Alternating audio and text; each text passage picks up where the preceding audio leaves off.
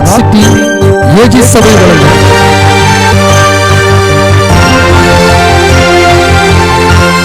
கிருபையும் சத்தியமும்.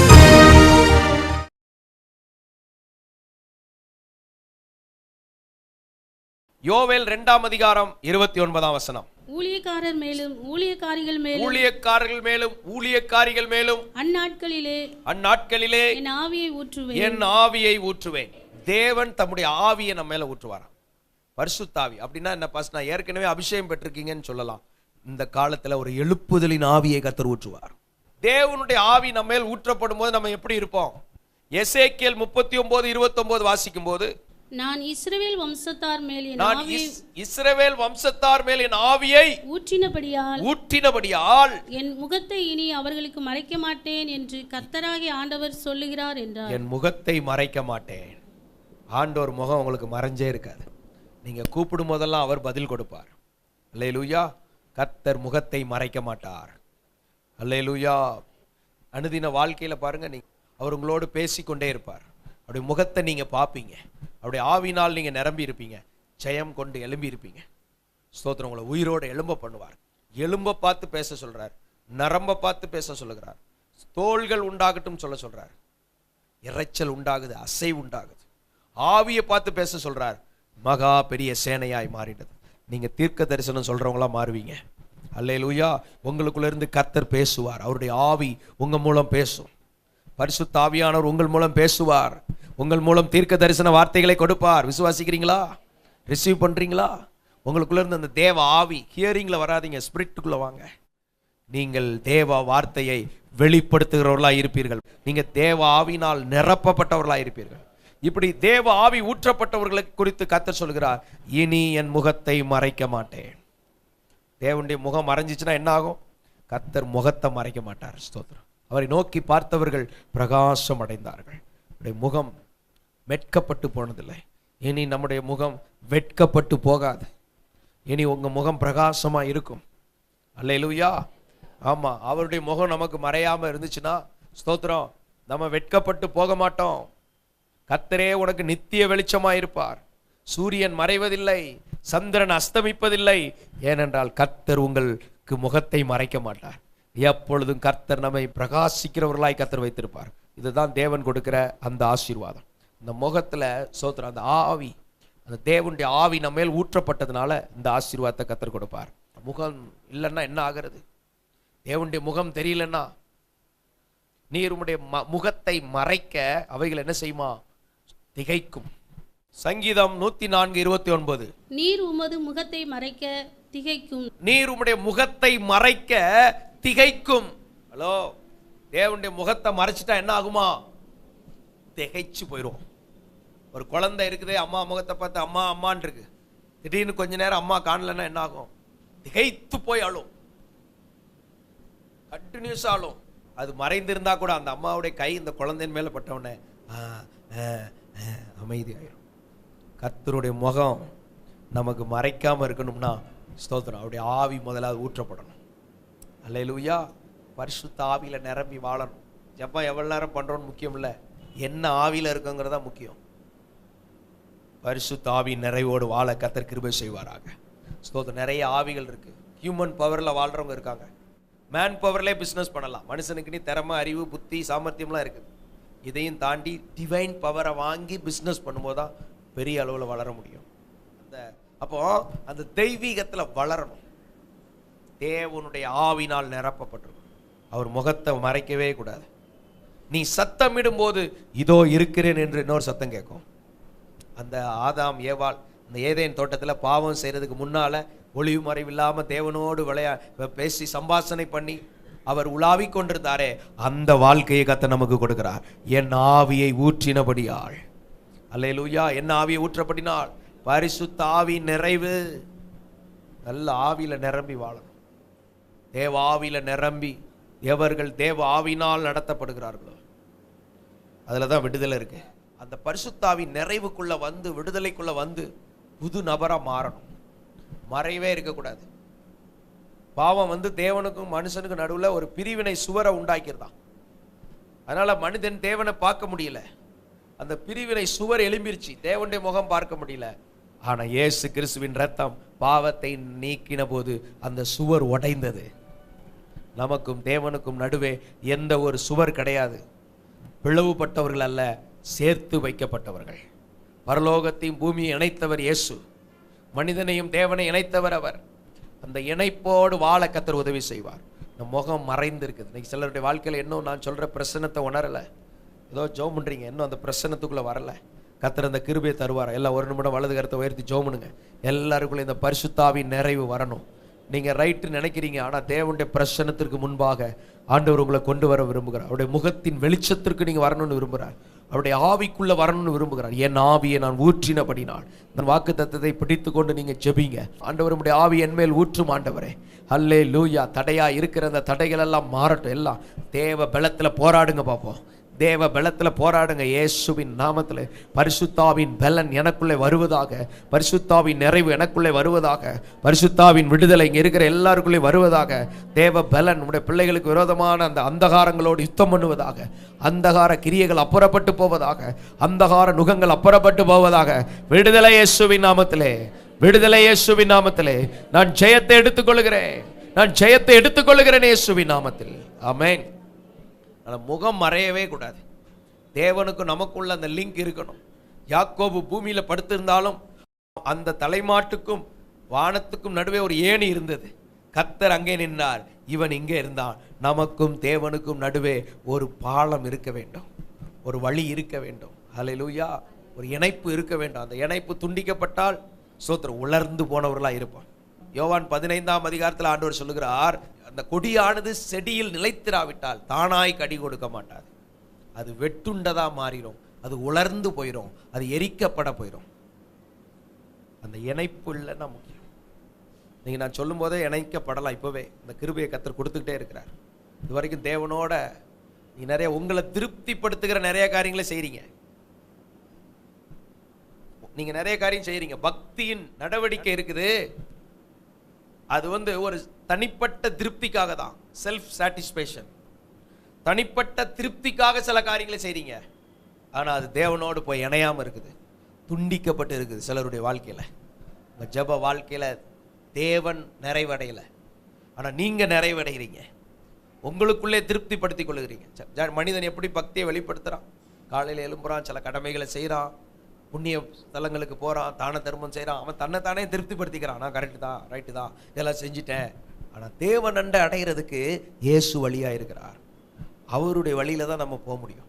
அதனால இன்னைக்கு நம்ம சிலர் ஆவிக்குரிய திருப்தி அடைகிறதுக்குரிய சில காரியங்களை செய்யறேன். நான் இப்படிலாம் இருக்கேன், இப்படிலாம் இருக்கேன். சுய நிறைவு.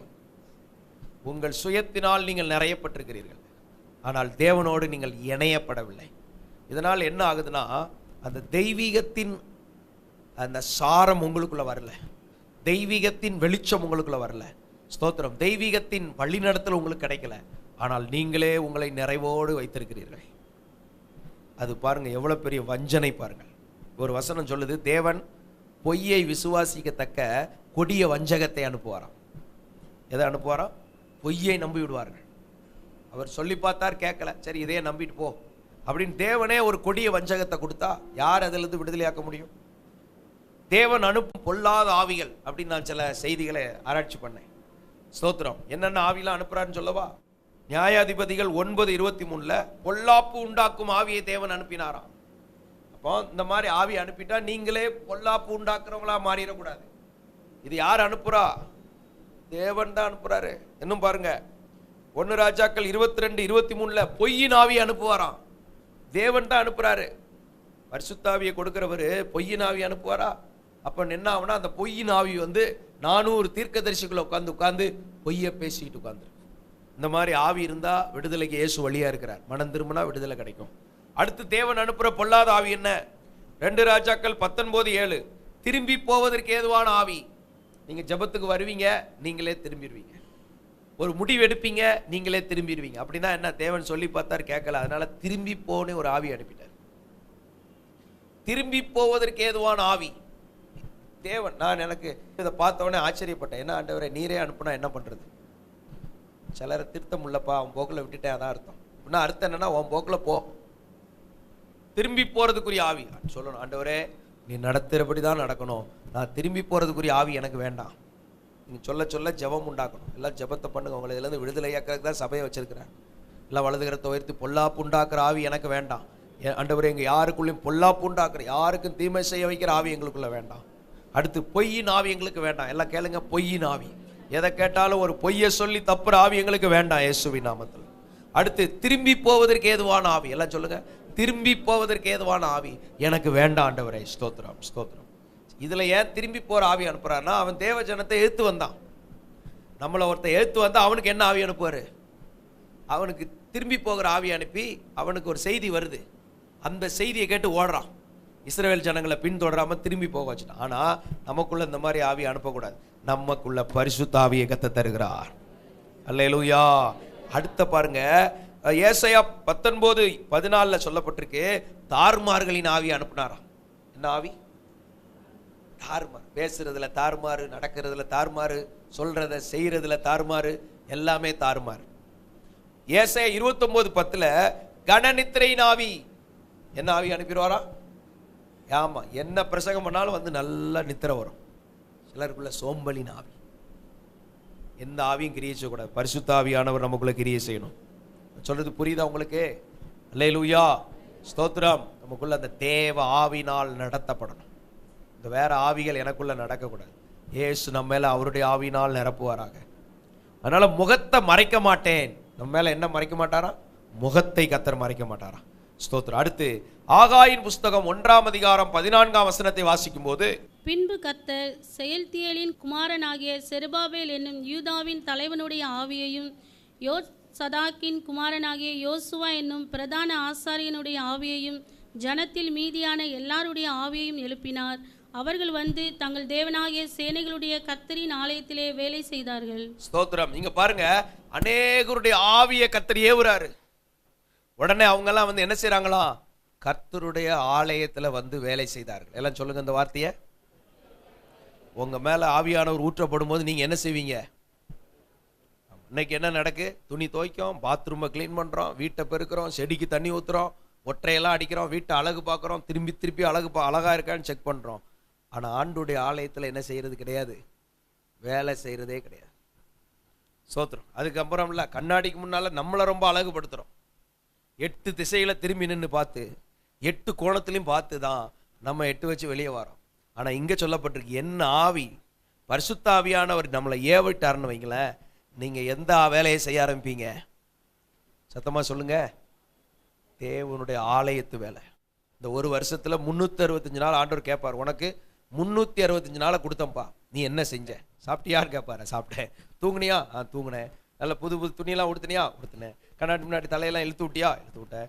வண்டியில போனியா? வண்டி போனேன். நொறுக்கு திணிலாம் சாப்பிட்டியா? நொறுக்கி தள்ளிட்டேன். படிச்சியா? நல்லா படிச்சேன்.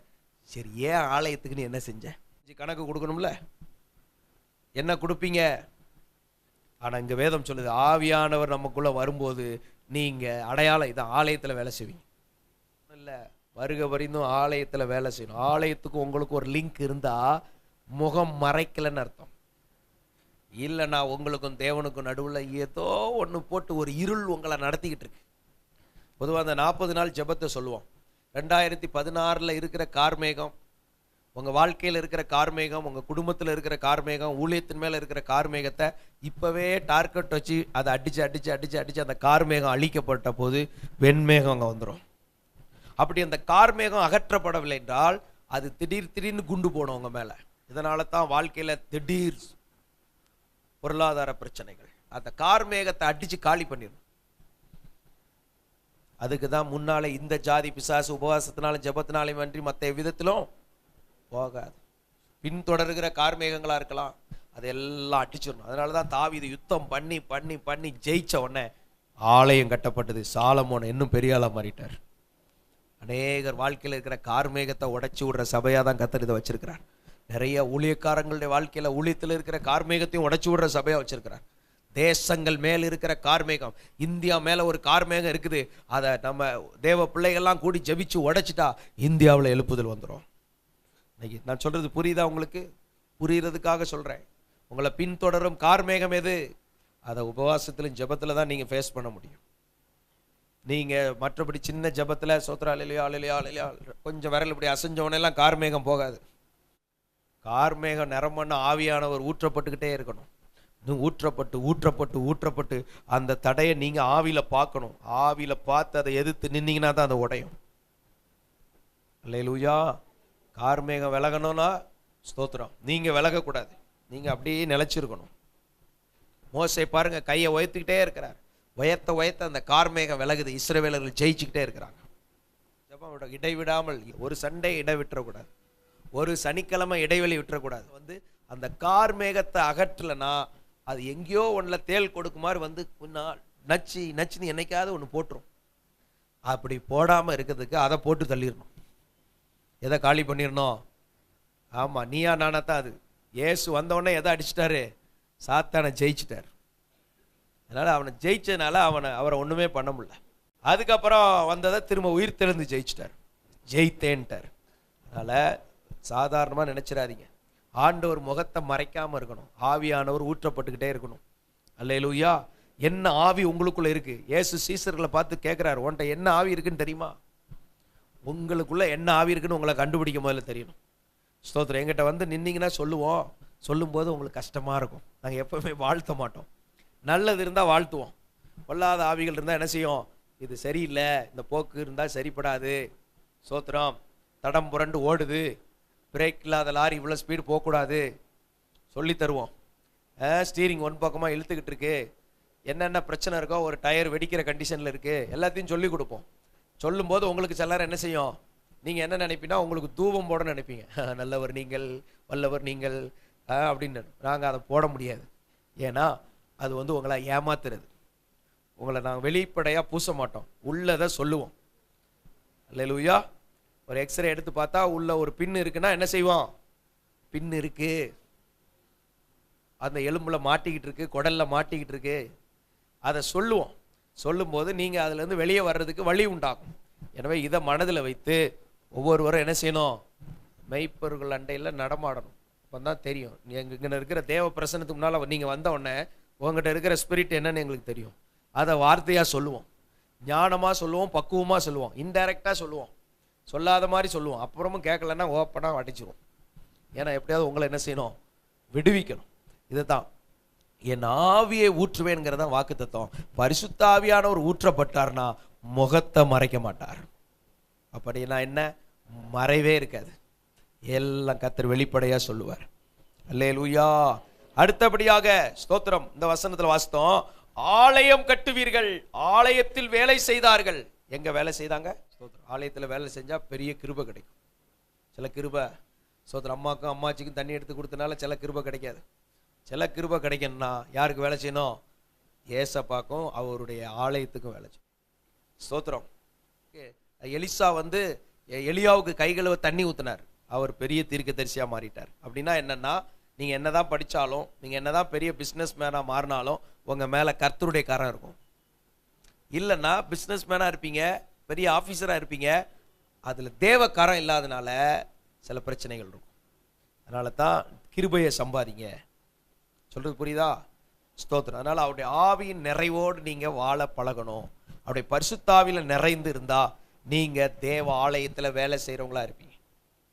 இதுல இல்லைன்னா அந்த குற்றம் சுமரும். இந்த கர்த்தருடைய காரியத்தை நீ செய்யலைங்கிறது ஒரு குற்றம் தேவனுடைய பிளான்ல இருந்துகிட்டே இருக்கு. அந்த நிறைவை நீங்க செஞ்சு முடிக்கணும். அதுக்காக தான் கர்த்தர் நமக்கு மீதி எல்லாம் கொடுத்துருக்கிறார். ஆனா நம்ம என்ன செய்யறோம்? மீதி எல்லாம் பயன்படுத்தி, சில பிள்ளைகள் பாருங்க, கேக் கொடுக்கும்போது அந்த கிரீமை மட்டும் சாப்பிட்டுட்டு கேக்கு கீழே போட்டுரும். அப்படின்னா என்னன்னா, தேவன் நம்ம கொடுத்த வாழ்க்கையில நமக்கு உடையதை மட்டும் எடுத்து பயன்படுத்திக்கிட்டு தேவனுக்கு செய்ய வேண்டியது எதுவுமே என்ன செய்ய கிடையாது. செய்யாம இருந்தால் நாம் குறை உள்ளவர்களா இருப்போம். ஆலயத்தில் வேலை செய்ய வேண்டும். சொல்லுங்க. அப்புறம் தேவனுக்காக செயல்பட வேண்டும். நம்ம இந்த உலகத்துல வைத்திருக்கிற கர்த்தருக்காக எதையாவது செய்யணும். நான் சொல்றது புரியுதா? உடனே நம்ம என்ன சொல்லுவோம்? அவர் ஏன் என்னை வச்சிருக்காருன்னு தெரியல. அது உங்களுக்கு தெரியல, கேட்டா சொல்லி தருவார். எவ்வளவு மகிமையான நோக்கத்துக்காக வச்சிருக்காரு தெரியுமா? நம்மளை பெரிய ஒரு நோக்கத்துக்காக வச்சிருக்கா. அது தெரியாதனால நாம சொந்த நோக்கத்தில் போய்கொண்டிருக்கிறோம். சரி, அடுத்தபடியாக சகரியா 12ஆம் அதிகாரம் 10ஆம் வசனம். தேவனுடைய ஆவி ஊற்றப்பட்டா நாம எப்படி இருப்போம்? நான் தாவீது குடும்பத்தாரின் மேலும் தாவீதின் குடும்பத்தார் மேலும் எருசலேம் குடிகளின் மேலும் எருசலேம் குடிகள் மேலும் கிருபையின் ஆவியையும் கிருபையின் ஆவி விண்ணப்பங்களின் ஆவியையும் ஊற்றுவேன். விண்ணப்பத்தின் ஆவியை ஊற்றுவேன். அப்பொழுது அவர்கள் தாங்கள் குத்தின எண்ணெய் நோக்கி பார்த்து எப்படிலாம் சவுலை பார்த்து சொல்றாரு, சவுலே சவுலே, முள்ளில் உதைக்கிறது உனக்கு கடினமாமே, நீ துன்பப்படுத்துகிற கிறிஸ்து நானே அப்படின்னு சொல்லி இங்க சொல்லப்பட்ட தாங்கள் குத்தின எண்ணெய் நோக்கி பார்த்து, தாங்கள் குத்தின எண்ணெய் நோக்கி பார்த்து, ஒருவன் தன் ஒரே பேரானவனுக்காக புலம்புகிறது போல எனக்காக புலம்பி அவருக்காக புலம்புவார்களாம். அப்புறம் ஒருவன் தன் தலைச்சன் பிள்ளைக்காக துக்கிக்கிறது போல எனக்காக மனங்கசந்து துக்கிப்பார்கள். இன்னைக்கு துக்கிக்கிறோம், புலம்புறோம்னா நமக்காக.